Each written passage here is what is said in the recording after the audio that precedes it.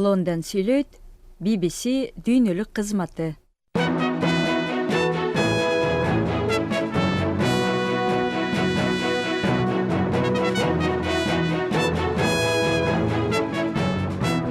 Саламатсыздарбы, студияда Кубат Чекиров.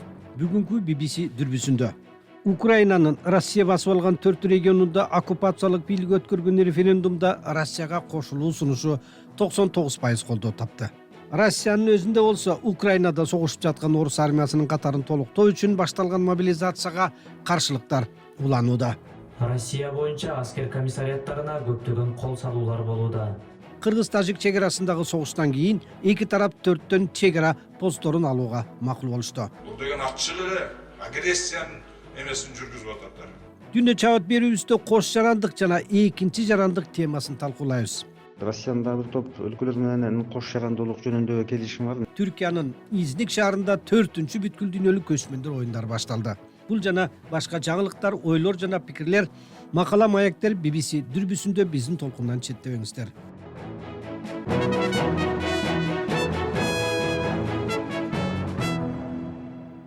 Адегенде Украинадагы окуялардан баштайлы. Украинанын Россия басып алган 4 регионунда бир апта мурда башталган референдумдар аяктады. Андагы добуштарды Москва жаңы аймактарды аннексиялап алуу үчүн колдонгон жатат. Бул региондордогу Москва дайындаган чиновниктер добуш берүүгө катышкандар дээрлик баары Россияга кошулууну колдогонун билдирип отчет беришүүдө. Украинанын өкмөтү жана анын союздаштары бул сурамжылоону фикция деп аташууда.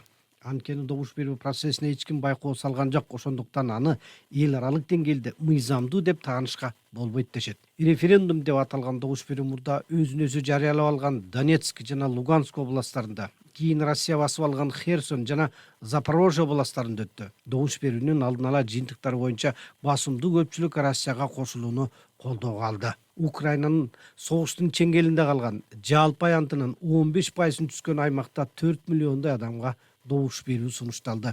Кремль көзөмөлдөгөн маалымат агенттиктеринин кабарына караганда Донецк менен Луганскиде 99% Россия менен бирге болууну тандап добуш беришти. Бул мындай добуш берүү үчүн адаттан тыш аябай чоң көрсөткүч.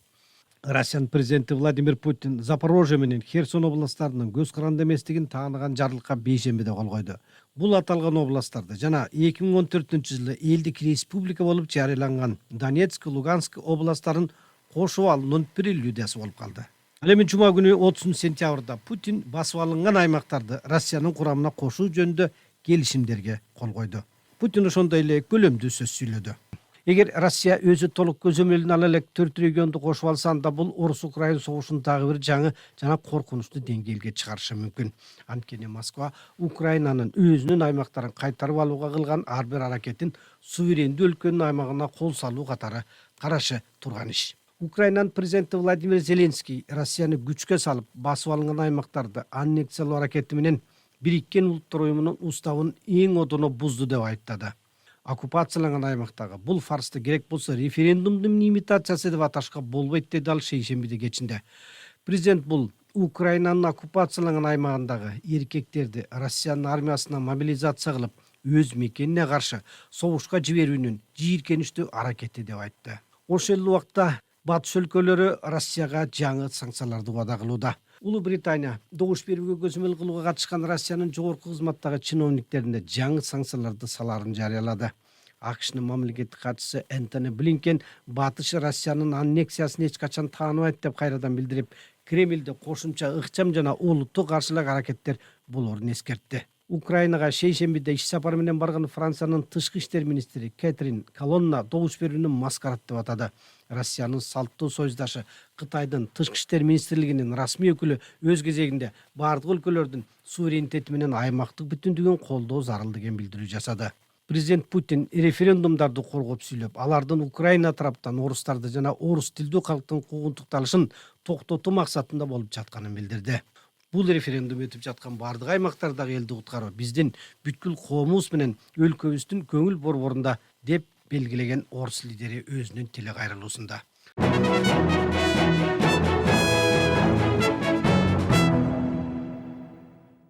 Ал ортодо Кремль Украинада согушуп жаткан орус армиясынын катарын толуктоо үчүн башталган мобилизациянын жүрүшүндө каталар кетип жатканын моюнга алды.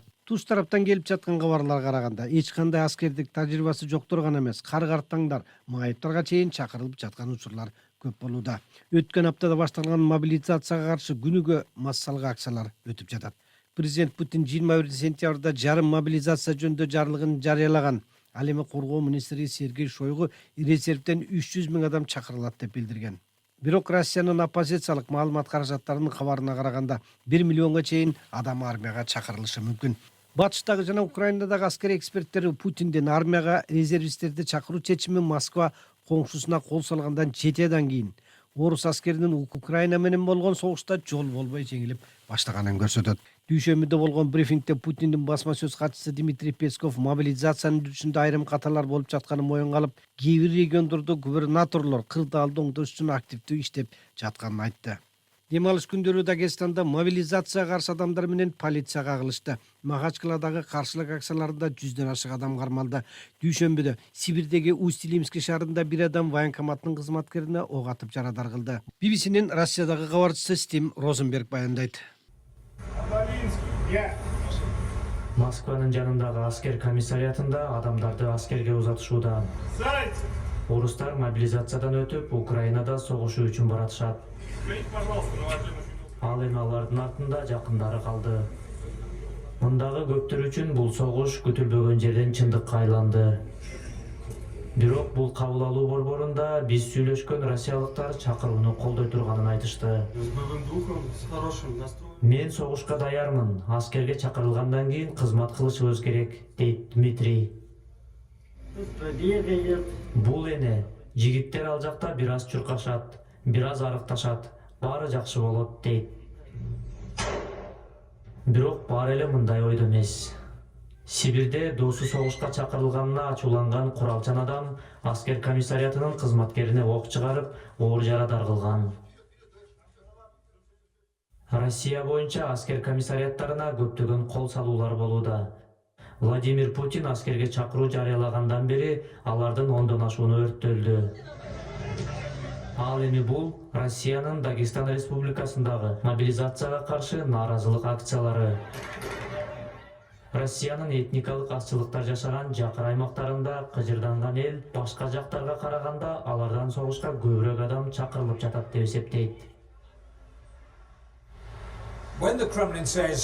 Кремль өз өлкөң үчүн кызмат кыл десе, кээ бир орустар президент Путиндин саясатын колдоого даяр. Бирок алар көп эмес. Россиянын айрым аймактарында мобилизациялоо коомдук толкундоолорду жаратып, бийликке болгон ишенимди кетирүүдө. Россиядан кетип жаткандардын узун кезегин караңыз. Бул Грузиянын чек арасы. Аскердик курактагы көптөгөн орус жигиттери чыгып кетүүгө аракет кылып жатышат.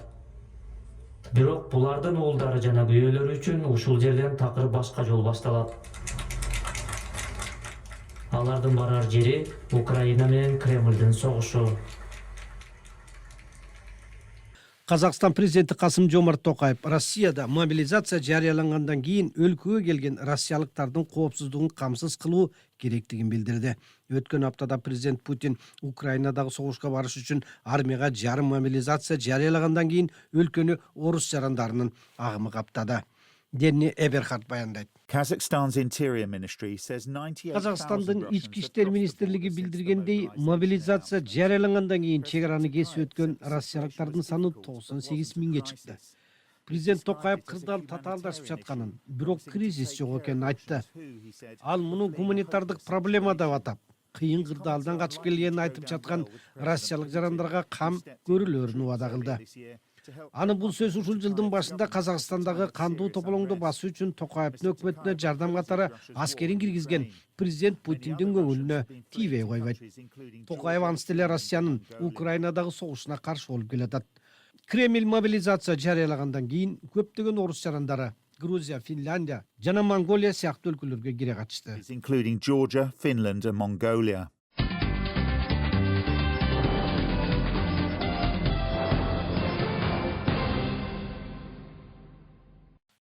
Эми жергиликтүү окуяларга өтөбүз. Кыргызстан менен Тажикстандын өкмөттүк чек ара комиссиялары чек арада 8 посту, тагыраак айтканда 3 пост бирден чек ара бекетин алууну макулдашты. Бул посттор чек арадагы конфликтке алып келген негизги посттор экени айтылууда. Ошол эле учурда алардын алынышы кимдин көбүрөөк пайдасына болуп жатканы жөнүндө кооптонгон адамдардын жоромол божомолу күчөдү. Ошол эле учурда алардын алынышы кимдин көбүрөөк пайдасына болуп жатканы жөнүндө кооптонгон адамдардын каршылыгы күчөдү. Медиа штаб тараткан маалыматка караганда, кыргыз-тажик чек арасында эки тараптан 4 пост, баардыгы 8 пост алынат. Тагыраак айтканда 3 чек ара посту жана 1 чек ара бекети алынат. Алар Тажикстан тараптагы Бедак, Карачыкум, Кех, Шар-Шара посттору. Ал эми Кыргызстан тараптан Булак башы, Тамдык, Катта, Туз жана Дача чек ара посттору. Эң негизги маселе ар дайым конфликтке алып келген негизги постторду алып салдык деген Кыргызстандын улуттук коопсуздук боюнча мамлекеттик комитеттин төрагасы Камчыбек Ташиев. Бүгүнкү Кыргызстан жана Тажикстан менен конфликтти токтотуу, мунун конфликттин кесепеттерин жоюу жана мунун конфликтке жол бербөө максатында протокол болду. Ал протоколдун негизинде жергиликтүү билим органдары күч түзүмдөрүнө жергиликтүү билим органдарында биринчи тапшырмалар коюлду жана ошолор аткарылды. Аны биз өз көзөмөлгө алып турабыз. Эң негизги маселе 3 чоң ошо конфликтке ар дайым алып келген 3 чоң негизги постторду алып салдык.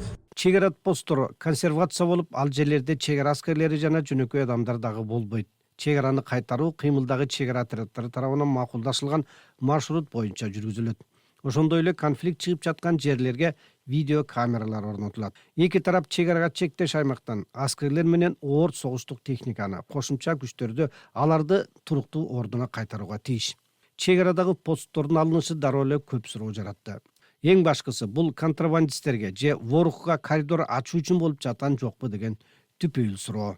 Ошол алынган 4 чек ара посту качан коюлган, буга чейин кандай функцияларды аткарып келген, эмне үчүн так ушул 8 пост башкалар эмес деп жазды аналитик Алмаз Акматалиев Фейсбукка. Биздин 4 пост алынганда ошол зонада коопсуздук күчөйбү же басаңдайбы? Ал посттор контрабанда ташууга тиешеси бар беле жок беле? Конфликттер ушул посттор жайгашкан зоналарда башталып жүргөн деп белгиленди. Эгер ошондой болсо анда себеби эмнеде? Алынган посттор коопсуздукка өз салымын кошуп келгенби же тескерисинче ал посттор коюлган соң кооптуулук күчөп конфликттер көбөйдү беле? Биздин 4 пост алынганы ворукка коридор ачып берүү маселесине таасири барбы, жокпу деп суроо койду Алмаз Акматалиев. Маалыматтарга караганда, мурдагы жылдары дагы ворукка кире бериштеги кыргыз посту алынган. Ошондон кийин анклавка тажиктер эмне кааласа, ошону алып кирип калышкан. Анын ичинде БТР, танк сыяктуу оор согуштук техникаларды алып кирген жок деген кепилдик жок дешет. 14-17 сентябрдагы чек ара согушунда ворук тараптан Аксай айылына тажик тарап оор согуштук техникалар менен кол салганын азыр күбөлөр айтып турган чагы. Өткөн жылы апрель-май айларында болгон куралдуу кагылышууда дагы эки өлкөнүн коопсуздук комитеттеринин башчылары Камчыбек Ташиев менен Саймомун Ятимов ок атуусуну токтотуу жөнүндөгү 39-протоколго кол коюшкан. Протоколго ылайык Кыргызстан менен Тажикстан Исфара районунун Ходжалуу айылы менен Ворук анклавын байланыштырган альтернативдик жолду курууну макулдашкан. Учурда Ворукты Тажикстан менен байланыштырган жол Кыргызстандын Аксай айылы аркылуу өтөт. Ал эми айлама жол Аксай айылына караштуу Капчыгай калктуу конушунун чыгыш тарабы аркылуу өтмөк. Жогорку кеңеште бир топ депутаттар чек ара боюнча протоколдордун баардыгын жокко чыгарууну талап кылууда. Жогорку кеңештин шаршембидеги жыйынында Ыйман Нуров фракциясынын депутаты Кыргыз-Тажик чек арасына байланыштуу 39 жана 42 протоколдорду мыйзамсыз деп билдирди. Султанбай Айжигитов тажик тарабы аталган эки протоколду аскердик агрессия менен коркутуп кол койдурулган деп эсептейт. Ошол посттор, оказывается, азыркы аскердик согуштардын булагы эмес. Анан ошол эле постторду алып кала турган болсок, булагы жоголуп кеткен дагы түбөлүккө тынчтык болот эмес. Бул абдан чоң мындай адашып атабыз да биз жолубуздан. Абдан чоң. Анан настолько поверхностный анализ, настолько простой, примитивный анализ. Ошондой эле элеккүлүү Тажикстандын улуттук коопсуздук боюнча мамлекеттик төрагасы Саймомун Ятимовдун 42 протоколдогу талаптар сакталганда гана тынчтык сакталат деген сөздөрүн аскердик агрессия менен ачык эле коркутуу деп атады. Жанагы кагылышуулардын булагы совсем башка жакта. Кагылышуулардын булагы бүгүнкү Тажикстандын бийлигинин расмий саясатында болуп атат. Мир будет соблюдаться до тех пор, дейді, пока будет соблюдаться требования протокола 42, дейді. Ушул эле сөздү 21-жылы согуштан кийин 39 протоколду дагы кол койгондо ушул эле сөздү айтты. Азыр бирме-бир кайталады ушуну. Откровенная угроза военной агрессии. Бул протоколдор 39 протоколдан, 42 протоколдан. Себеби они подписаны под принуждением. Мажбурлап колдурду ошолго, колду. Под угрозой военной агрессии, обширной, полноценной войной угроза кылып туруп койдурду. Бул деген ачык эле агрессиянын эмесин жүргүзүп атат. Откровенный эле. Во всеуслышание бүт бардыгы дүйнөнүн алдында айтып атат. 14-17 сентябрда Кыргыз-Тажик чегарасында куралдуу конфликт болуп, эки тараптан каза тапкандар 100дөн ашты. Анын ичинде Кыргыз тараптан 62 жаран, Тажик тараптан 41 деп айтылды. Жаракат алгандар эки тарапта тең 200гө жуук. Чегарага чектеш кыргыз айылдарынан эвакуация болгондор 140 миңге жакын адам болду. Чегарадагы бир нече кыргыз айылдарында толтура үйлөр, социалдык объектилер таланып, тонолуп өрттөлдү. Кыргызстан Тажикстанды чегарадагы бүт периметр боюнча кыянатчылык менен кол салды деп айыптап, бул алдын ала даярдалган агрессия болду деп Кыргыз президенти Садыр Жапаров Бириккен Улуттар уюмунун трибунасынан жарыя кылды. Мурда сүйлөшүлгөн бардык макулдашууларга карабай, Тажик тарап Кыргыз-Тажик мамлекеттик чегарасынын бардык периметри боюнча чегаралык жана жарандык объектилерге чабуул жасады. Анын соңунан Тажикстандын тышкы иштер министри Кыргызстанды келишимдерди аткарбай жатат, согуштук техниканы чегарага жакын айылдарга катып койду деп айыптады. Баткендеги Кыргыз-Тажик чегарасындагы кол салуунун материалдык чыгымы болжол менен 1,5 миллиард сомду түздү. Бирок бул сумма дагы эселеп көбөйүшү мүмкүн. Эленора Сагындык кызы баяндайт. Өкмөттүк комиссия чегарада өрттөргөн турак жай жана инфраструктуралардын эсебин дагы деле тактоодо. Жарандык короо комиссиясы 11 мүчөдөн турган комиссия үйүмө кыдырып бирип берип атат. Тергөөчү биlen группабыз бөлүнүп айыл кыдырып атат. 2-3 күндө аягы чыгарып атат. Баткен району, Элек району, Баткен шаары. Деди BBC-ге өзгөчө кырдаал министринин орун басары Эдилбек Кулматов. Буга чейинки эсеп боюнча чегарадагы кыргыз айылдарында 400дөн ашык үй имараттары талкаланды. 300дөн ашык бизнес объектилери керектен чыкты. 6 мектеп, 6 бала бакча, мындан тышкары дүкөн, мечит өңдү социалдык объекттер аткыланып, 30 чакты автомашина күйүп кетти. Күйгөн үйлөр да көп болду. Мен классташтарым, туугандарымдын үйлөрү күйүп кетти. Полностью эчтекеси калбай, эки этажный үйлөрдүн ичиндеги болгон эмелерини, оокаттарыны тоноп кетишиптир да. Анан ошо аркада центр бар болчу, бизде ошо магазин бардыгыны тоноп күйгүзүп таштаган. Ошо эми биз ал жака ата энебизди жибербейбиз деп турабыз. Ал жакта туруктуулукка да ишенбей калдык да. Себеби буга чейин дагы сөз берген болчу, уже тынчтык орнотулду, келишим түзүлдү деп кайра ишенип ата энебизди жиберген болчук. Биш айылга кайра эле башталып атат да. Анан эмне күтүшүбүздү да билбей, анан бул жакта эле алып кала турган болдук. Деди арка айылынан ата энесин көчүрүп келген Аида. Кыргыз-Тажик чегарасындагы соңку куралдуу кол салууда Кыргызстандан 59 адам. Анын ичинде 15 жаштагы өспүрүм кыз каза тапканы белгилүү. Түрдүү жаракат алгандардын саны 200гө чукулдады. Баткен облусун калыбына келтирүү тууралуу президенттин жарлыгына ылайык Кыргыз-Тажик чегарасындагы кол салуудан каза тапкандардын үй бүлөлөрү жана жарадар болгондор мамлекет тарабынан акчалай жардам алышат. Каз чыгып, кошумча социалдык жардамдарды көрсөтүү боюнча тапшырма берилди министрлер кабинетине. Анын аткаруусу боюнча азыр биздин министрлик иш алып барып атат. Толук статистика дагы толук бүтө элек. Азыр ошол толук статистиканы алып, андан кийин каза болгондордун, жабыр тапкандардын санына жараша, ошолорго жараша тиешелүү чаралар көрүлөт. Деди BBC-ге эмгек жана социалдык өнүгүү министрлигинин адиси Мираида Нактаева. Алдын ала маалыматтар боюнча чегарада эрдик көрсөтүп каза тапкан жоокерлерге жана согушчандар колунан каза тапкандарга 1 миллиондон сом берилиши мүмкүн.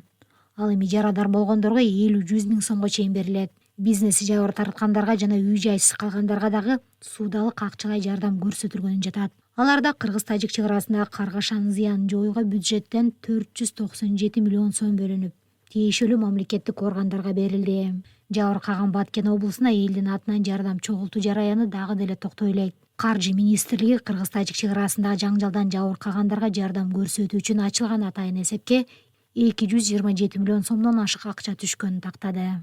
Эланора Сагындык кызы, BBC Бишкек.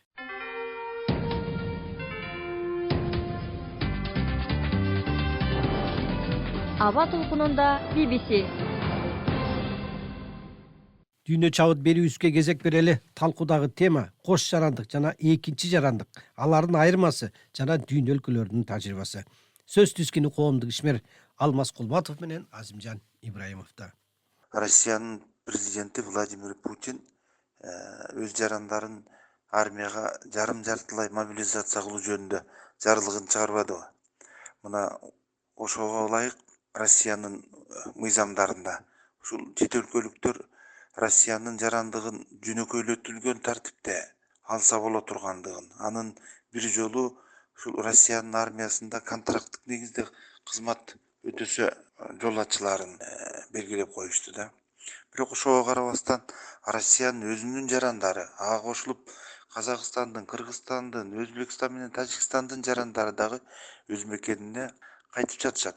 Россиялык жарандар дагы Казакстандын чек арасын, Монголиянын чек арасын, Финляндиянын чек арасын, башка өлкөлөрдү кезип өтүп кетип жаткан кезинде акыркы ушул маалыматтарга караганда ушул Казакстандын чек арасы аркылуу 90 миңден ашык россиялык кезип өтүп, алар же Казакстанда же коңшулаш башка өлкөлөргө кирип жатышкандыгы белгилүү болуп атат да. Эми ошону менен бирге мамлекеттик дума өздөрүнүн мыйзамында ушул чет өлкөдөн келген жана Россиянын жарандыгын алган адамдардын аскердик кызматтан өтө турган жашын 40-45 жашка чейин узартуу сунушун дагы берип жаткан кез. Антпесе ушу жарандык милдетин аткарбай аткандар көп болуп жаткандыгын белгилеп атышат да. Кош жарандуулукту маселеси дагы бул жерде Россияда келип чыкты да. Анткени Россияда кош жарандуулукту алганга ушу бир гана Тажикстандын жарандарынын укугу бар деген бир атайын мыйзамды легалдаштырып койгон эле да. Эми кош жарандуулук менен эки жарандыгы бар адамдын айырмасы эки башка экен да. Кош жарандуу болгондо эки өлкөгө жоопкер, эки өлкөнүн тең мыйзамдарын аткарууга милдеттүү болуп саналат. Ал эми эки же андан ашык өлкөнүн жарандыгы бар, болсо паспорту бар жарандардыкы, алар ошол жарандык алган өлкөнүн гана букарасы болуп, ошол өлкөнүн гана мыйзамдарын аткарат. Мына Россияны алып көрсөк, алар Кыргызстандын жарандарына кошумча жарандыкты беришпедиби? Бирок ошол эле мезгилде алар Кыргызстандын жараны деген мыйзамды алар таанышпайт.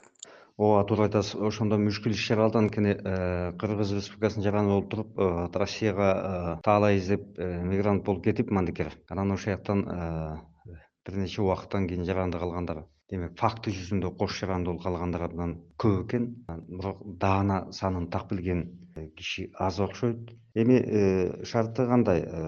Эмне үчүн андай болуп атат? Анткени мына 2019-жылы Кыргыз Республикасынын жарандык жөнүндөгү мыйзамы менен кош жарандуулукка тыюу салынган.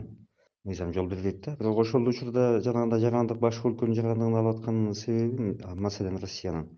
Ошол Россиянын мыйзамдарында жол берилип атат. Анткени Россиянын жарандыгын алыш үчүн мурдагы өлкөнүн буга чейин жаран болуп келген өлкөнүн жарандыгынан чыгууга ниетин билдирген гана өтүнүчү, арызы эске алынып атат. Мына мен кайрылгам деп. Экинчиден, ошол мамлекеттин Индия агенти жолбосо экинчи жолу жарандыгын алып атышына мурунку жарандыктан баш тарткандыгынын тастыктаган документтер талап кылынбайт да. Анан үчүнчүдөн, Россиянын дагы бир топ өлкөлөр менен кош жарандуулук жөнүндө келишим бар. Мисалы, Борбордук Азия өлкөлөрүнөн Түркмөнстан менен Тажикстан үчөө ушундай кош жарандуулукту бири-бирине уруксат берген өлкөлөр болуп эсептелинет. Эми алардын жөнү башка деңизчи, демек биздин жарандарга карата жанагындай Россиянын мыйзамдарына жол берип, анан либералдуу документтерди талап кылуунун шарттары талаптары либералдуу болгондуктан жанагындай жарандык алууга алып, анан эми азыр башына мүшкүл иш түшүп же өзүнүн мекени түпкү жарандыгы бар Кыргыз Республикасына келе албай, же орус жараны катары өзүнүн жарандык милдетин аткарууга даай албай, анткени анан согуш каттап атат да. Мына ушундай кыйын жагдайда кабыл отурушат да. Экинчи жарандыкты алууга көптөгөн өлкөлөр уруксат берип койгон да.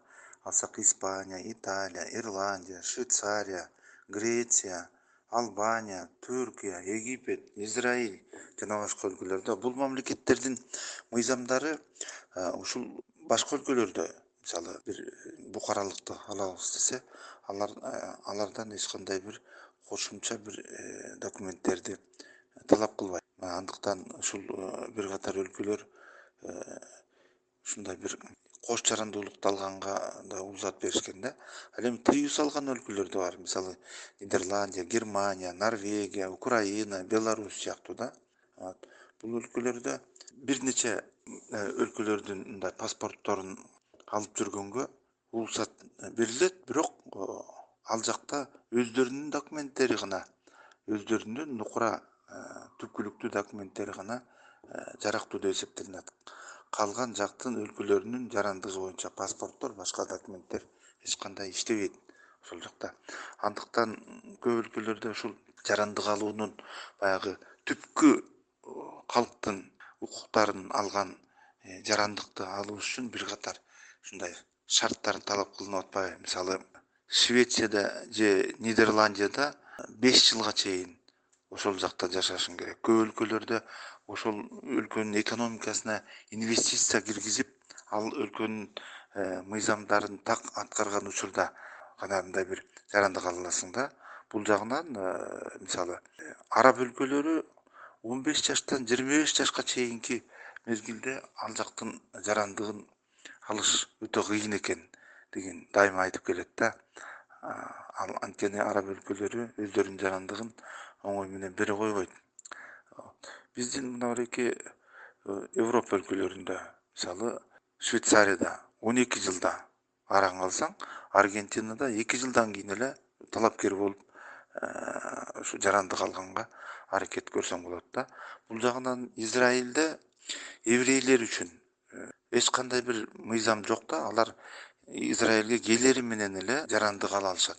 Жарандыкка тыюу салган мамлекеттер да көп, албетте, сиз туура айтасыз. Бирок мисалы ошолдо тыюу салынган башка өлкөнүн жараны болууга Кытайда катуу тыюу салынган, бирок ошол Гонконгдо башка өлкөнүн жараны болууга тыюу салынган эмес да. Демек ушул шартка жараша болуп атат да.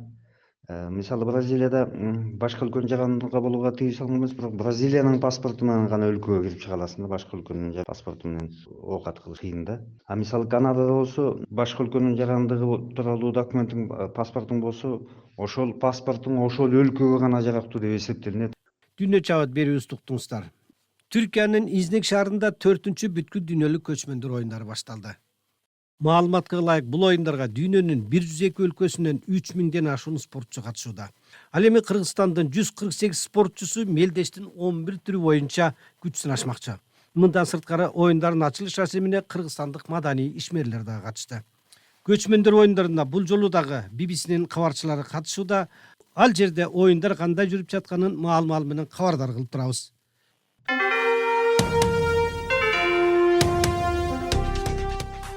Бүгүнкү программадан уктурулган жана башка дагы актуалдуу макала маектерди биздин интернет баракчабыздан дагы окуңуздар. Дареги bbc-kырgыз.com. BBC дүрбүсүндө аналитикалык апталык подкаст уктуруубуздун баардык чыгарылыштарын YouTube каналыбыздан уга аласыздар. Ал жакта ошондой эле дүйнөлүк жаңылыктарды, сапар аналитикалык телекөрсөтүүбүздү, башка телесюжеттерибизди дагы көрө аласыздар. Мындан сырткары, албетте Facebook, Instagramдагы баракчабызда дүйнөлүк жана жергиликтүү окуяларды ар кандай өңүттөн түшүндүргөн, пайдалуу, кызыктуу, мазмундуу, көңүлгө толчу контент көп экенин айта кетейин. Ушуну менен бүгүнкү уктуруубузду аяктайбыз. Бүгүн студияда Кубат Чекиров болду. Ободо кайрадан жолугушканча сак саламатта